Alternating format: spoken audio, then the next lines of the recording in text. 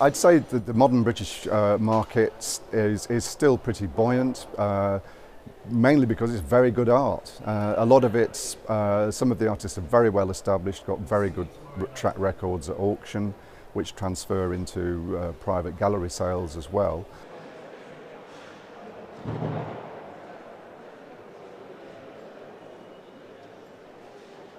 I think international collectors are becoming aware of modern British, and it's basically led by auction. So artists that had only had a home market, the sort of real figureheads of St Ives, for instance, like Ben Nicholson and Barbara Hepworth, they've become international names, and it gradually creeps through the ranks of that school. So as time goes on, I think there's more international recognition for those maybe lesser known artists.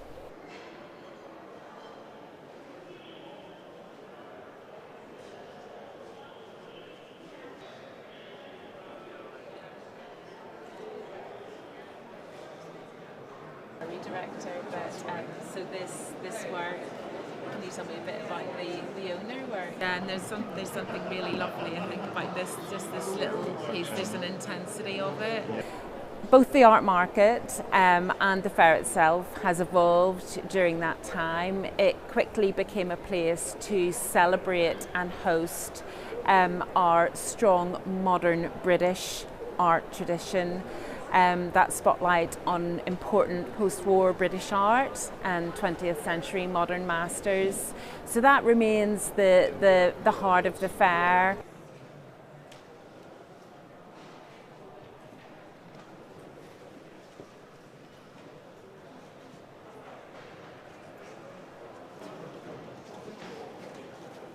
You know where I get it from? Yes, you know where I get it from.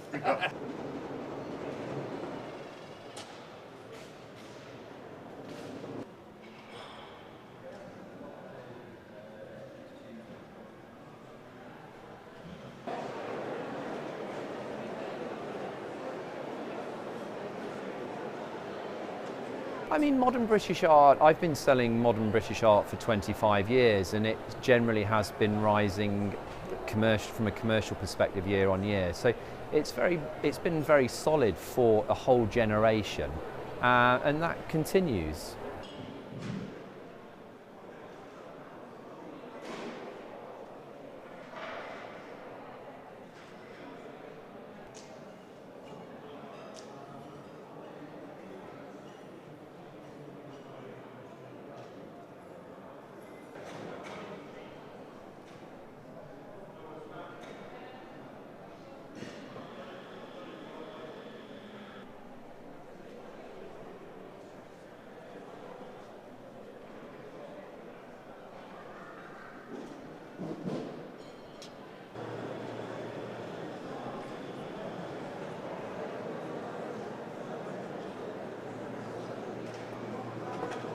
This is a piece by Isabel Fletcher, and it is really interesting because she's taking offcuts from ballet slippers, so a production process of making something, and she's almost using this as an artifact of a craft process, so as a way of connecting viewers in with how things are made and craftsmanship. She's very interested in these kind of heritage processes and these just traditional ways of making and drawing attention to that.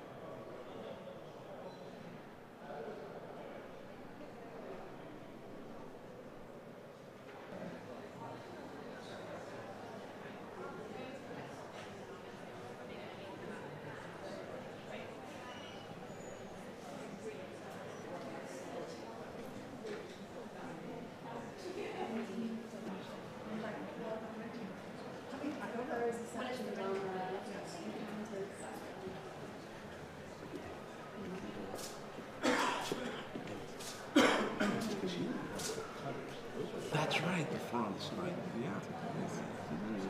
Yeah, she has. She captured it, but I want to know where those blue lights are from. It doesn't have to be this hard. It really doesn't have to be this hard.